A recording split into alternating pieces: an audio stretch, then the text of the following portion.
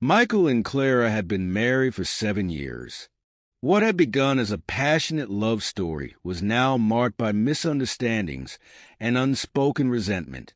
Clara's newfound devotion to the church became a wedge, as Michael felt sidelined by her dedication to the ministry and their charismatic pastor, Pastor Emmanuel. Though Michael respected her faith, he couldn't shake the feeling that her loyalty to their marriage was waning. Tensions escalated when Clara began attending every church event without him, citing her need for spiritual growth. Michael's attempts to reconnect with Clara failed. She seemed more distant, and their once lively home became cold and quiet. On the few occasions they spoke about their relationship, Clara brushed off Michael's concerns. "It's not about us," she would say. "It's about my soul and what God wants for me." Little did Michael know, their marriage was about to face an unimaginable challenge, one that would test his faith, resolve, and understanding of love. Michael decided to reach out to Pastor Emmanuel for advice. As Clara's spiritual leader, he believed the pastor might have insights to help salvage their faltering relationship. When he met with Pastor Emmanuel in his expansive office, he poured out his frustrations and fears. The pastor listened intently, nodding with empathy and offering words of encouragement. "Marriage is a sacred union," Pastor Emmanuel said, his voice steady. "But sometimes individual spiritual growth can create temporary dissonance. Have faith, Michael. Seek God's guidance and be patient." While the pastor's words offered some comfort, Michael couldn't shake a strange feeling. There was something about Pastor Emmanuel's demeanor that felt too polished, too rehearsed. Yet, desperate for a solution, Michael dismissed his doubts and left with renewed determination to fight for his marriage, unaware that the man he sought counsel from would soon become his greatest adversary. As weeks passed, Clara grew increasingly withdrawn. Michael noticed her spending more time at church than at home. When he tried to bring up their issues, she would deflect, insisting that she was focused on her calling. One evening, after much persistence, Michael convinced Clara to sit down and talk. What started as a calm conversation quickly escalated into a heated argument. "You're never here, Clara," Michael exclaimed. "It's like I've already lost you to the church, to Pastor Emmanuel." Clara's eyes flared with anger. "You don't understand. Pastor Emmanuel has shown me a path to salvation that I can't ignore. He's helped me see what truly matters in life." Michael froze. The way she spoke about the pastor, with such reverence and emotion, sent chills down his spine. He realized this wasn't just about faith. There was something deeper, something unspoken between Clara and the pastor. Clara's confession only deepened Michael's suspicions. Though she hadn't admitted to anything outright, her words planted seeds of doubt in his heart. For the first time, Michael considered the possibility that the pastor might not be as virtuous as he seemed. Michael's workdays became a refuge from the turmoil at home. Each evening, he returned to an empty house, as Clara was often at late-night church meetings. One night, he decided to attend a service to see what kept her so occupied. Sitting at the back of the congregation, Michael watched as Pastor Emmanuel delivered a sermon on devotion and sacrifice. The crowd hung on his every word, including Clara, who seemed completely entranced. After the service, Michael tried to approach Clara, but she was busy talking to the pastor. From a distance, Michael observed their interaction. The way they stood close, speaking in hushed tones, made his stomach churn. When Clara finally noticed him, she seemed startled. "Michael, what are you doing here?" she asked, her tone defensive. "I came to see what's been keeping you so busy," he replied, forcing a smile. "But it looks like you're already preoccupied." Their conversation was brief and tense. As they drove home, the silence between them spoke volumes. Michael couldn't shake the feeling that he was losing his wife, not just to the church, but to the man leading it. Determined to uncover the truth, Michael began observing Clara's behavior more closely. He noticed small but telling changes. Her late-night phone calls, her sudden interest in dressing more elegantly for church, and her reluctance to discuss anything about Pastor Emmanuel. One evening, while Clara was in the shower, Michael's curiosity got the better of him. He checked her phone and found a string of messages from the pastor. The texts were casual at first, discussing church matters. But as Michael scrolled further, the tone shifted. Pastor Emmanuel's words became more personal, filled with compliments and subtle hints of affection. Michael's hands trembled as he read a message that sent his world spiraling. Clara, your presence is my greatest blessing. I pray for you every night. When Clara emerged from the bathroom, she found Michael sitting on the bed, her phone in his hand. His face was pale, his eyes filled with betrayal. "What is this?" Michael demanded, holding up the phone. "What kind of relationship do you have with Pastor Emmanuel?" Clara's expression shifted from shock to defiance. "You had no right to go through my phone," she snapped.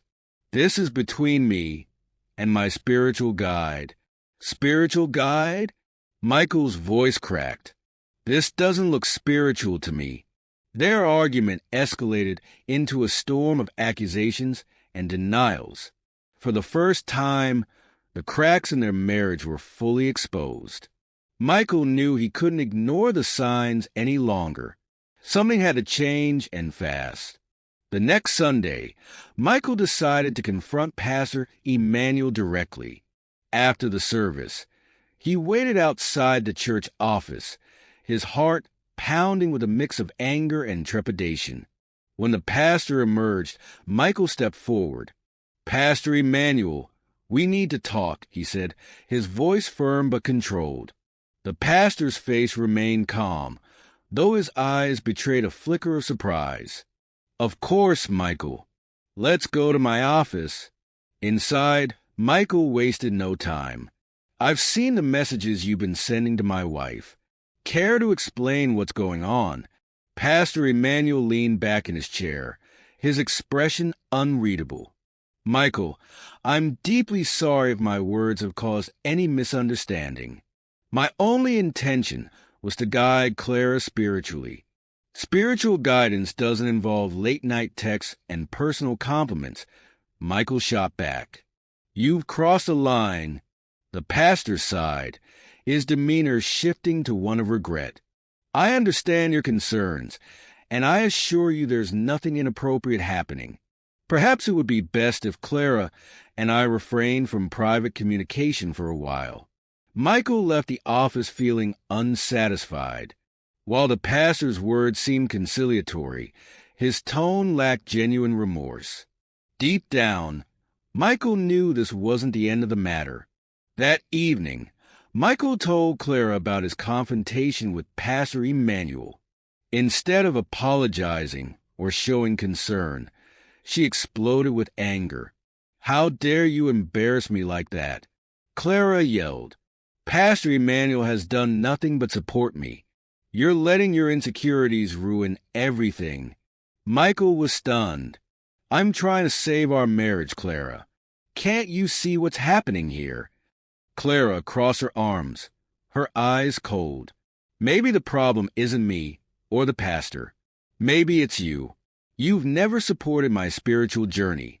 The words cut deep. For the first time, Michael realized just how far apart they had grown. Clara's loyalty to the pastor seemed unshakable, and Michael was left wondering if their marriage could ever recover. Michael couldn't let Clara's ultimatum be the final word. Desperate to know the truth, he began to gather more evidence. He paid closer attention to her routines, the times she claimed to be at church, and even her conversations. His suspicions were confirmed when, late one evening, he followed Clara to a secluded restaurant. There she was, Sitting across from Pastor Emmanuel, their heads close together in an intimate discussion. From his position near the entrance, Michael observed their interaction. It wasn't overtly romantic, but the laughter, the shared looks, and the way Pastor Emmanuel lightly touched Clara's hand spoke volumes. Michael felt a surge of anger and betrayal, but decided not to confront them immediately. Instead, he took photos with his phone, determined to use them as undeniable evidence. Back home, Michael confronted Clara with the pictures. She stared at them, her face a mixture of shock and defiance. "This isn't what it looks like," she said, her voice shaking. "Then explain it to me," Michael demanded, "because it looks like you're having a romantic dinner with a man who's supposed to be your spiritual guide." Clara said nothing, her silence speaking louder than words. For Michael, it was a confirmation of his worst fears. Unsure of what to do next, Michael sought advice from an elder in the church, Brother James, a man known for his wisdom and integrity. Michael shared everything, from Clara's behavior to the texts and the dinner. Brother James listened patiently, his face grave.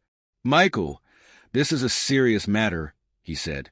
"You must approach this with wisdom and prayer. But know this. If Pastor Emmanuel has betrayed your trust, he's also betrayed his duty to the church." Brother James promised to discreetly investigate the matter further. Though Michael felt some relief in sharing his burden, he knew the road ahead would be fraught with challenges. As news of Michael's confrontation with Pastor Emmanuel began to circulate within the church, whispers and speculation spread among the congregation. While some sided with Pastor Emmanuel, insisting he was a man of God who could do no wrong, others began questioning his behavior and intentions. Clara, feeling cornered and humiliated, distanced herself from both Michael and the growing controversy. Michael, however, was determined to uncover the truth. He shared his evidence with Brother James, who convened a private meeting with a few respected elders of the church. The photos, the text messages, and Michael's account painted a troubling picture. The elders decided to call Pastor Emmanuel for a closed-door meeting. When confronted, the pastor maintained his innocence, dismissing the accusations as misunderstandings. "My relationship with Clara has always been spiritual," he insisted. "These claims are the result of a jealous husband who cannot see the good I'm doing for his wife's soul." The room was tense as the elders deliberated. Some wanted to believe the pastor, a man who had led the congregation for years, while others felt the evidence was too damning to ignore. For Michael, the meeting was another reminder of how deeply entrenched the pastor's influence was. But he refused to back down. "This is my family," he said, his voice firm, "and I will not let anyone destroy it, no matter who they are." Clara found herself at a crossroads. The tension between Michael and Pastor Emmanuel had become unbearable, and she was caught in the middle. While she couldn't deny the emotional connection she felt with the pastor, she also couldn't ignore the growing doubt gnawing at her conscience. One night, she retreated to her childhood home to seek advice from her mother, a devout Christian who had always been her guiding light. Over tea, Clara poured out her heart, confessing the turmoil in her marriage and the bond she had formed with Pastor Emmanuel. Her mother listened quietly, her face etched with concern. "Clara," she began gently, "marriage is sacred, but it requires commitment from both partners. It's clear you've allowed someone else to come between you and Michael. Even if you feel justified, it doesn't make it right." Clara felt a wave of shame wash over her. For the first time, she considered that her actions, however unintentional, might have contributed to the unraveling of her marriage. Her mother's words lingered as Clara returned home, unsure of how to face Michael, but knowing she needed to make a decision. Would she fight for her marriage or continue down a path that seemed destined for destruction? As the church buzzed with the fallout from Michael's public statement, Clara found herself in a state of turmoil. The woman who had once been so sure of her path now felt trapped between loyalty to her husband and the man she believed had guided her spiritually. That night, Clara called her mother again. "Mama, I don't know what to do. Michael is tearing the church apart." Her mother's response was firm but loving. "Clara, this isn't about the church. It's about your marriage. You made vows before God, and you've allowed someone else to come between you and your husband. You need to decide what matters more, your faith in this man or your commitment to Michael. The word struck a chord.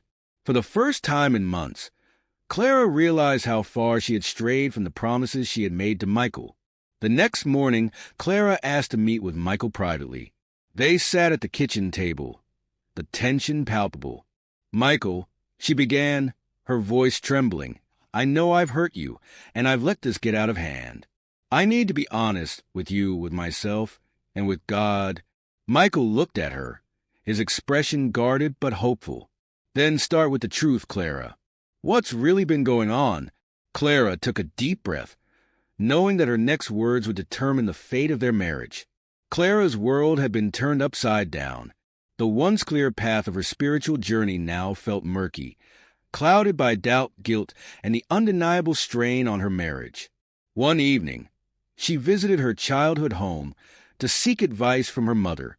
As they sat in the cozy living room, Clara poured out her heart, confessing the emotional entanglement she felt with Pastor Emmanuel and the distance growing between her and Michael. Her mother, a devout and wise woman, listened intently before speaking. Clara, she said gently, faith should strengthen a marriage, not tear it apart. If your connection with this pastor is causing harm, you must question whether it's truly God's will. Your husband loves you, and he's fighting for your marriage. Can you say the same for yourself? Her mother's words struck a chord. For the first time in months, Claire began to reflect on her actions and their consequences. She realized that her devotion to the pastor had not only jeopardized her marriage, but also her own integrity. Returning home, Clara approached Michael with a heavy heart. Michael, she began, her voice trembling, I know I've hurt you, and I know I've been wrong. I want to make things right, but I need your help. Can we try to fix this together?